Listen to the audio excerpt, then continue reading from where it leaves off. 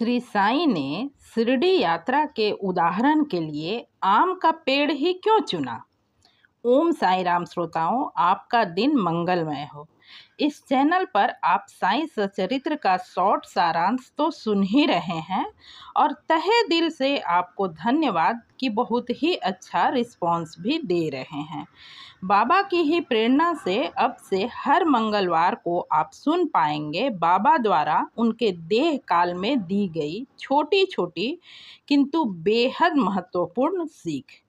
बाबा ने कभी किसी को प्रत्यक्ष आज्ञा या उपदेश नहीं दिया। वे अपने क्रियाकलापों से ऐसे दृश्य उपस्थित कर देते थे जिसे देखकर लोगों को महत्वपूर्ण शिक्षा तो मिलती ही थी, साथ ही वे आश्चर्यचकित भी होते थे कि बाबा ने कैसे बिना बताए ही बहुत कुछ बता दिया।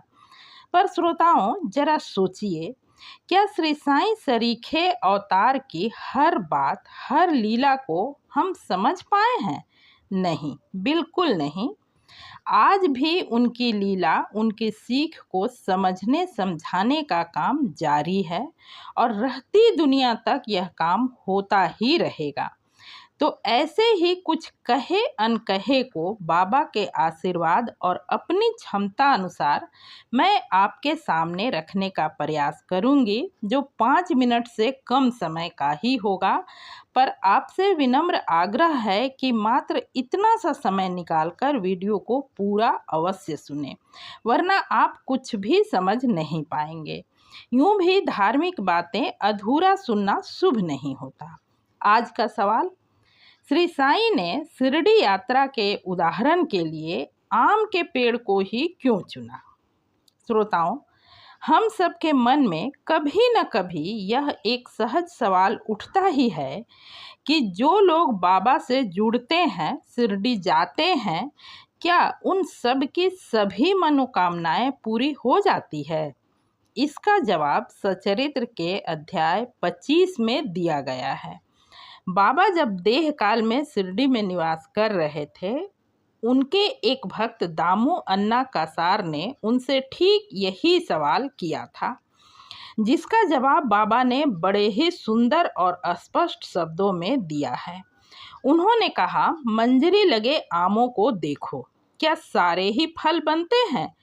कुछ तो हवा के झकोरों से गिर जाते हैं, कुछ आकार लिए भी तो कीड़ों के ग्रास बन जाते हैं, कुछ थोड़े ही होते हैं जो इन बाधाओं को पार कर पाते हैं, और जो कर पाते हैं वे तो अवश्य ही सुंदर फल में परिणत होते हैं।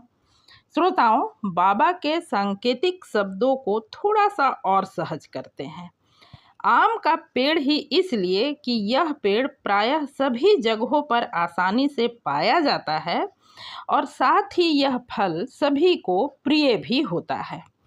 ठीक इसी तरह सरल सहज श्री साईं की भक्ति की ओर भी बहुत से लोग आकर्षित हो जाते हैं, पर जरा सी किसी से कुछ सुनकर या कोई गलत जानकारी पढ़कर बिदक भी जाते हैं। उससे बचते हुए साईं की ओर एक कदम बढ़े भी तो अपनी अनगिनत मांग और इच्छाओं की पूर्ति में जरा सी देर हुई नहीं कि उनकी भक्ति, उनका विश्वास हिल जाता है और यह आकार ले रहा आम भी फल बनने यानी बाबा का भक्त बनने से रह ही जाता है। तो इन सब बाधाओं से बचते हुए बाबा की ओर बढ़ते रहिए, जिसका एक रास्ता इस चैनल पर आने वाले वीडियो से भी मिलता है। मेरी बातें पसंद आई हो तो वीडियो को लाइक करें और चैनल को सब्सक्राइब जरूर करें। पूरा वीडियो सुनने के लिए हार्दिक धन्यवाद।